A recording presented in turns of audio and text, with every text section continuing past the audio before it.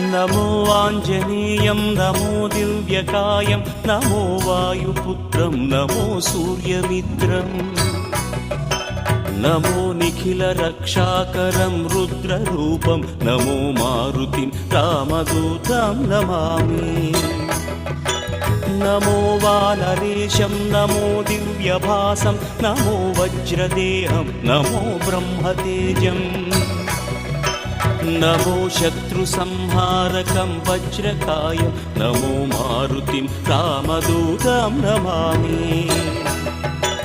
నమో ఆంజనేయం నమో దివ్యకాయం నమో వాయుపుత్రం నమో సూర్యమిత్రం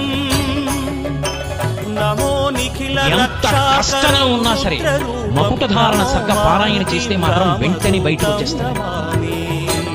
వివరాలు చెప్పడం ఎందుకు గానీ ఈ మధ్య కాలంలో ఒక వ్యక్తి అపారమైన కష్టంలో పడిపోయాడు. విదేశం నుంచి వచ్చి అన్ని పోయాయి, పాస్పోర్ట్ తో సహా. ఏం తెలియాలో తెలియనటువంటి స్థితిలో నా దగ్గరికి వచ్చి గురుగారు ఏం చేయమంటారని అడిగాడు. మకుటధారణ సర్గ చదువుకోండి అన్నాను. మకుటధారణ సర్గ పారాయణం 3 రోజులు చేశాడు. నాకు చెప్పడానికి కూడా సమయం లేక అతనికి అన్నీ దొరికేసాయి, తీసుకొచ్చి ఇచ్చేశారు. వెళ్ళిపోయి విదేశాలు.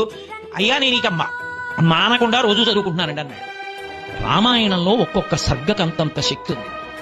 ఆయన ఎక్కడో గంధమాదన పర్వతం మీద ఉండొచ్చు, మీరు నమ్మి నమస్కరించండి, మూర్తి అక్కర్లేదు ఆయన విషయంలో.